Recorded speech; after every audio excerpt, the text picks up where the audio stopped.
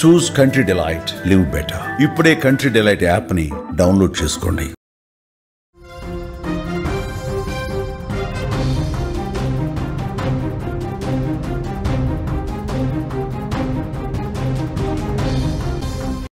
ఓ హత్య చేసిన తర్వాత నేరగాడు ఏం చేస్తాడు?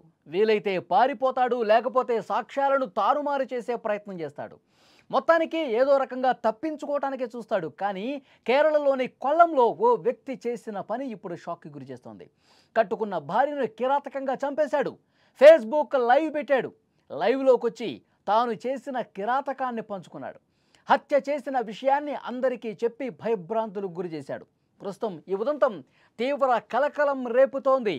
ఫేస్బుక్లో హత్య ఉదంతాన్ని చెప్పి అందరినీ భయపెట్టేశాడు. నెల్లూరు సమీపంలోని కూతన్నడిలో ఇషాక్, శాలిని దంపతులున్నారు. ఉపాధి కోసం గల్ఫ్ వెళ్ళి అక్కడి నుంచి తిరిగి వచ్చేశాడు. అయితే వారి దాంపత్య జీవితంలో చిన్న చిన్న విభేదాలు ఉన్నాయి. అవి క్రమంగా తీవ్ర రూపం దాల్చాయి. ఈ క్రమంలో సెప్టెంబర్ 22న శాలిని స్నానం చేయడానికి వంటగది వెనుక ఉన్న పైప్లైన్ దగ్గరకు వెళ్లే సమయంలో ఆమెపై కత్తితో కిరాతకంగా దాడి చేసి ప్రాణం తీశాడు. అనంతరం ఏమాత్రం భయం లేదు, బాధ లేకుండా తన ఫేస్బుక్ పేజీలో లైవ్లోకి వచ్చాడు. అందులో చావు కబురు చల్లగా చెప్తున్నాడు. తనపై నమ్మకం లేకపోవటం, అలాగే ఆభరణాల దుర్వినియోగం చేసిందని, అందుకే ఆమెను హతమార్చినట్లు లైవ్లో చెప్పాడు. తర్వాత పోలీస్ స్టేషన్కి వెళ్ళి లొంగిపోయాడు. ఎంత ధైర్యంగా ఫేస్బుక్లో లైవ్ పెట్టి నేను ఈ విధంగా హత్య చేశాను, దానికి కారణాలు కూడా చెప్తున్నాడంటే ఏమనుకోవాలి? ఈ దారుణం స్థానిక ప్రజలను ఒక్కసారిగా ఉలిక్కిపాటుకు గురి చేసింది. లైవ్లో ఆ మాట విన్నవారు భయంతో వణికిపోయి లైవ్ నుంచి వెళ్ళిపోయారు.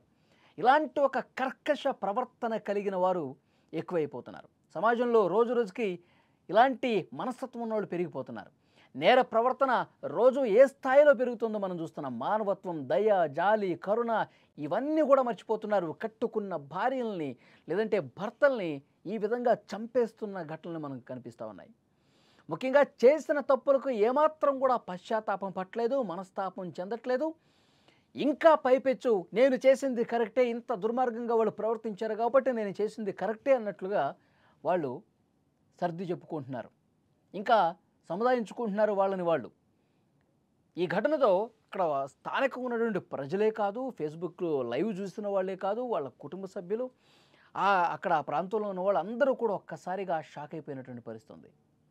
నేరగాళ్ళు వాళ్ళు ఇంత ధైర్యంగా ఎందుకు ప్రవర్తిస్తూ ఉన్నారు?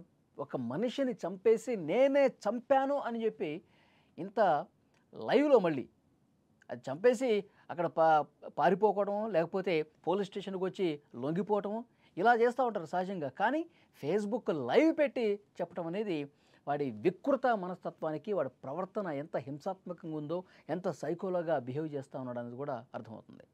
దానికి మళ్ళీ కారణాలు చెప్తా ఉన్నాడు. ఇష్టం వచ్చినట్టుగా ఖర్చు పెట్టేస్తోంది, నాకు కొన్ని అనుమానాలు ఉన్నాయి, అవన్నీ సాకులు చెప్పి చంపేశాడు దారుణంగా. సో ఇలాంటి వాళ్ళని ఏం చేయాలి? ఇంత సైకో బిహేవియర్ కలిగినటువంటి వ్యక్తుల్ని ఏం చేయాలి? వాళ్ళు నిజంగా కనీసం అంటే కనీసం నేను తప్పు చేశానన్న భావన ఏ కోశాన, ఏ మూలన కూడా కనిపించట్లా. అంటే వాడి ధైర్యం ఏంటి? జైల్లోకి వెళ్తాను, కొన్ని రోజులు ఉంటాను, మళ్ళీ వచ్చేస్తాను, మళ్ళీ నా ప్రవర్తన నాది. ఇదేనా ధైర్యం? నన్ను ఎవడేం చేస్తాడు? నన్ను ఎవరు క్వశ్చన్ చేస్తారు? నాకేమవుతుంది? నేను మళ్ళీ హ్యాపీగా సమాజంలోకి వచ్చేస్తా, మళ్ళీ ఇలాంటి దుర్మార్గాలు, దురాఘాతాలకి పాల్పడతాను. ఈ ధైర్యంతోనే వాడు ఫేస్బుక్లోకి వచ్చాడా?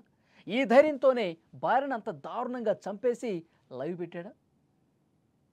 ఇలాంటి వాళ్ళని ఏం చేయాలి? ఇలాంటి సైకో మనస్తత్వం కలిగినటువంటి వ్యక్తులకి ఏం చేస్తే కరెక్టు? కామెంట్ చేయండి.